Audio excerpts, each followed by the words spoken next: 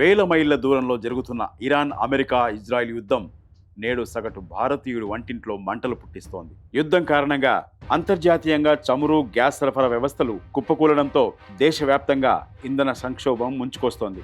ముఖ్యంగా ముంబై, బెంగళూరు, పంజాబ్ వంటి నగరాల బాటలోనే ఇప్పుడు హైదరాబాద్ కూడా గ్యాస్ కష్టాల్లో చిక్కుకుంది. ప్రస్తుతం సామాన్యుడి నుంచి వ్యాపారాల వరకు తీవ్ర నష్టం వాటిల్లే అవకాశం ఉంది.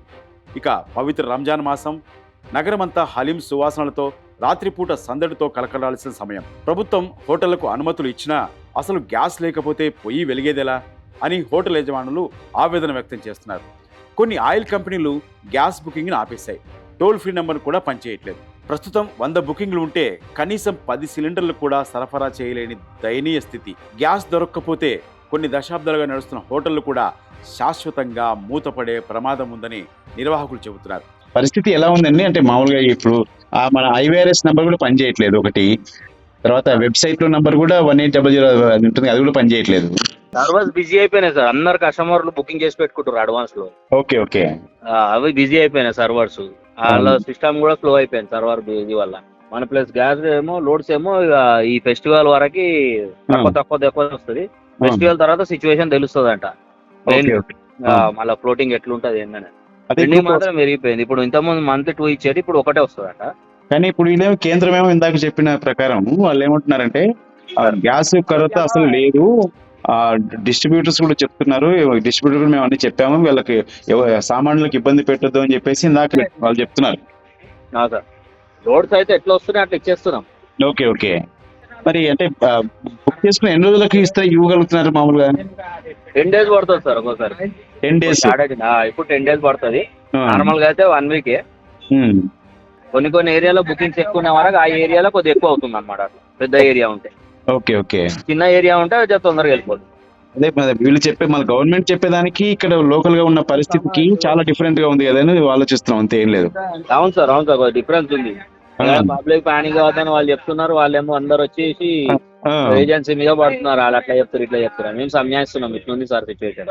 మీకు ఇప్పుడు రోజుకి ఎన్ని కంప్లైంట్లు వస్తున్నాయండి ఇట్లా? ఇప్పుడు కంప్లైంట్స్ సార్ అందరూ వస్తున్నారు సార్. మొత్తం బుక్ చేసిన వాళ్ళు, బుక్ చేయని వాళ్ళు అందరూ వస్తున్నారు. గ్యాస్ పండుగ సార్ రెగ్యులర్ గా జర పండుగ అయిపోతే జర ఇప్పుడు రంజాన్ ఒకటి ఉంది అంటే ఇప్పుడు సింగిల్ గ్యాస్ వాళ్ళకు గ్యాస్ అయిపోతే వాళ్ళ పరిస్థితి ఏంటి అనేది ఇప్పుడు బుక్ చేసుకున్నాక వాళ్ళకి 10 రోజుల వరకు ఉంటే ఎట్లా వెయిట్ చేస్తారు? కనీసం వాళ్ళకి ఆల్టర్నేటివ్ కావాలి కదా ఏదన్నా.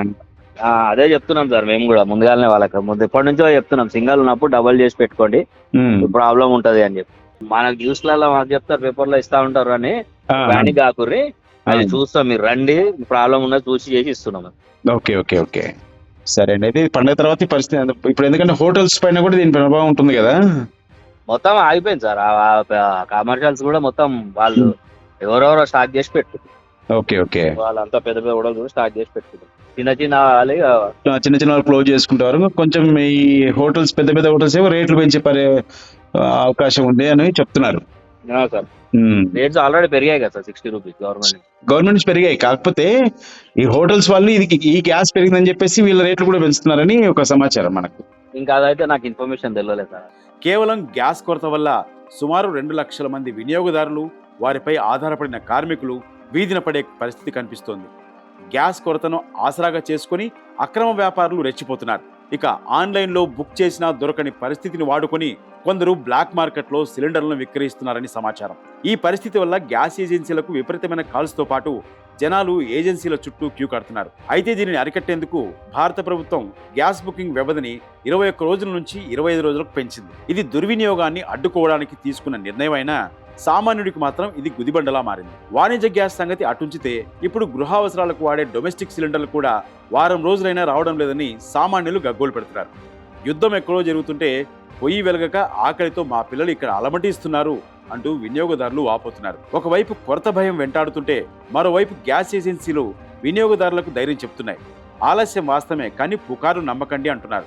అయితే ఈ ఇంధన సంక్షోభం త్వరగా సమసిపోయి సామాన్యుడి వంటిల్లు మళ్లీ వెలగాలని, పండగ పూట ఎవరూ పస్తులు ఉండకూడదని ఆశిద్దాం.